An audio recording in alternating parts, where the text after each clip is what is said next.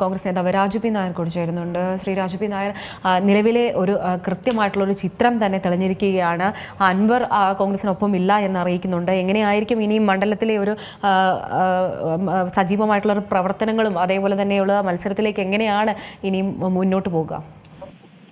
ഇല്ല, മണ്ഡലത്തിൽ ഞങ്ങളുടെ പ്രവർത്തനം 6 മാസങ്ങൾക്ക് മുമ്പ് തന്നെ ആരംഭിച്ചാണ്. വളരെ കൃത്യമായിട്ടുള്ള മുന്നൊരുക്ക പ്രവർത്തനങ്ങൾ നടത്തി. ഞങ്ങൾ ഏറ്റവും കൂടുതൽ വോട്ട് പുതിയതായിട്ട് ചേർത്തത് ഞങ്ങളാണ്. ഞങ്ങളുടെ മുഴുവൻ സംഘടനാ സംവിധാനവും വളരെ കൃത്യമായിട്ട് പുനഃസംഘടിപ്പിച്ച് അത് ഒരു എണ്ണയിട്ട യന്ത്രം പോലെ പ്രവർത്തിക്കാവുന്ന രീതിയിൽ ഞങ്ങളുടെ സജ്ജമായിരിക്കുന്നു. ഞങ്ങളുടെ സ്ഥാനാർത്ഥി നാളെ നോമിനേഷൻ കൊടുക്കുകയാണ്. 2-ാം തീയതി ഞങ്ങളുടെ കൺവെൻഷൻ നടക്കുകയാണ്. അപ്പൊ CPM-ന്റെ സ്ഥാനാർത്ഥി അവിടെ എത്തുന്നതിന് മുമ്പ് തന്നെ ഞങ്ങളുടെ ഗൃഹസന്ദർശനം തന്നെ തുടങ്ങിക്കഴിഞ്ഞിരിക്കുന്നു. അപ്പൊ ശനിയും ഞായറും ഇന്നും നാളെയുമായിട്ട് ഞങ്ങളുടെ ആദ്യത്തെ സ്ക്വാഡ് വർക്കാണ്.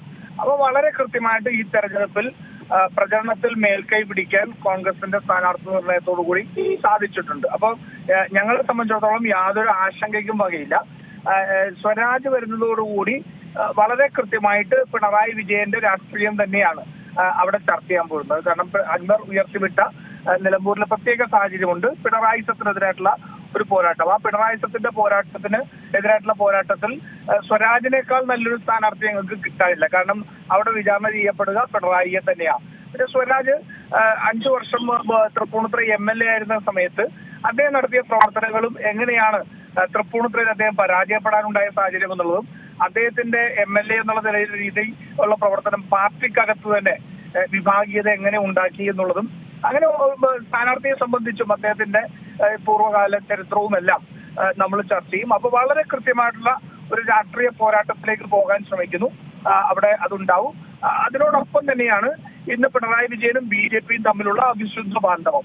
ആ അവിശുദ്ധ ബാന്ധവത്തിന്റെ ഭാഗമായിട്ടാണ് ഇത് നിലമ്പൂരിൽ BJP-ക്ക് സ്ഥാനാർത്ഥി ഇല്ലാത്ത സാഹചര്യം ഇവിടെ. കാരണം ഒരു രാഷ്ട്രീയ പോരാട്ടത്തിൽ നിന്ന് BJP അവരുടെ വിശ്വാസ്യത തന്നെ ഇല്ലാതാക്കിക്കൊണ്ട് ഒളിച്ചോടുകയാണ്. ഈ മുണ്ടു മടക്കി കുത്താനും അറിയാം, തെറി പറയാനും അറിയാം എന്നൊക്കെ പറഞ്ഞപ്പോഴത്തേക്ക് നമ്മൾ വിചാരിച്ചത് കേരളത്തിൽ വലിയൊരു രാഷ്ട്രീയ പോരാട്ടത്തിന് BJP തയ്യാറെടുക്കുന്നു എന്നുള്ളതാണ്. പക്ഷെ 10 മാസങ്ങൾക്ക് ശേഷം നടക്കുന്ന നിയമസഭാ തെരഞ്ഞെടുപ്പിന്റെ വലിയ ഒരു കർട്ടൻ റൈസർ പോലെ നടക്കുന്ന ഒരു തെരഞ്ഞെടുപ്പിൽ BJP ഇല്ലാതെയായി മാറുന്നു എന്നുള്ളത് 2026-ലെ തെരഞ്ഞെടുപ്പ് BJP ഉപേക്ഷിച്ചു എന്നുള്ളതിന്റെ തെളിവാണ്. കാരണം നോക്കൂ, ഏറ്റവും പ്രധാനപ്പെട്ട രാഷ്ട്രീയ ആരോപണങ്ങളും പ്രത്യാരോപണങ്ങളും വിശകലനങ്ങളും എല്ലാം നടക്കുന്ന അടുത്ത ഒരു 19 ദിവസക്കാലത്തെ കേരളത്തിന്റെ രാഷ്ട്രീയ രംഗത്ത് BJP എന്ന് പറയുന്ന ഒരു പേര് അപ്രസക്തമായി പോകുന്നു എന്ന് പറയുമ്പോൾ രാഷ്ട്രീയത്തിൽ എത്രമാത്രം BJP-ക്ക് തിരിച്ചടി ഉണ്ടാകാൻ പോകുന്നു മനസ്സിലാക്കാത്തവരല്ല. പക്ഷെ അത് അവരുടെ ആത്യന്തികമായ ഉദ്ദേശം കോൺഗ്രസിനെ ഇല്ലാതെയാക്കാൻ വേണ്ടി പിണറായി വിജയനെ സഹായിക്കുക എന്നുള്ളതാണ്. പക്ഷെ നിലമ്പൂരിലെ ജനങ്ങൾ വളരെ കൃത്യമായിട്ട് ആ BJP-യും CPM-ഉം തമ്മിലുള്ള ബന്ധത്തെ തുറന്നു കാട്ടുകയും അവരത് മനസ്സിലാക്കുകയും ചെയ്യും. അതുകൊണ്ട് തീർച്ചയായിട്ടും പിണറായിക്കെതിരെയും നരേന്ദ്രമോദിക്കെതിരെയുമുള്ള മുഴുവൻ വോട്ടുകളും കോൺഗ്രസിന്റെയും UDF-ന്റെയും പെട്ടിയിലേക്ക് വരും എന്നുള്ളതാണ്.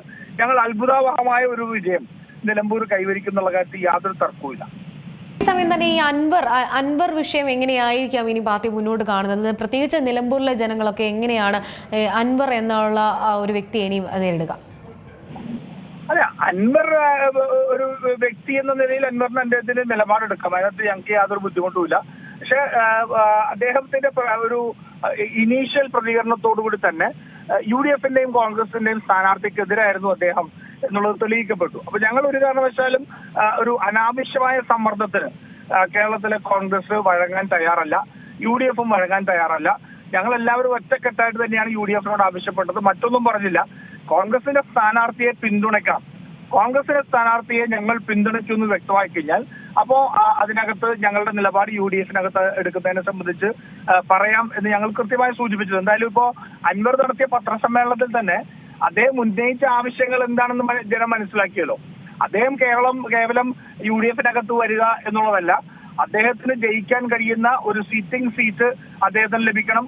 മാത്രമല്ല TMC എന്ന് പറയുന്ന പാർട്ടിക്ക് 5 സീറ്റ് കൊടുക്കണം എന്നുള്ള ആവശ്യങ്ങളൊക്കെ അദ്ദേഹം മുൻപോട്ട് വെച്ചിരുന്നു എന്നുള്ളത് അദ്ദേഹം തന്നെ വിളിച്ചു പറയുക.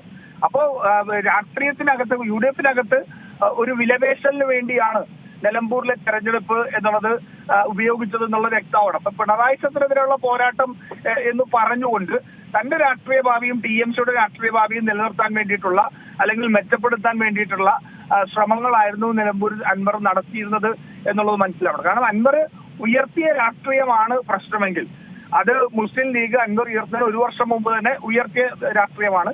കേരളത്തിലെ കോൺഗ്രസ് ഉൾപ്പെടെ UDF ഉൾപ്പെടെ അത് ഏറ്റെടുത്ത് വലിയ പ്രചരണത്തിൽ വലിയ സർക്കാരിനെ വലിയ പ്രതിരോധത്തിലാക്കിയ രാഷ്ട്രീയമാണ്. അപ്പൊ ആ ഉയർത്തിയ രാഷ്ട്രീയമല്ല വിഷയം.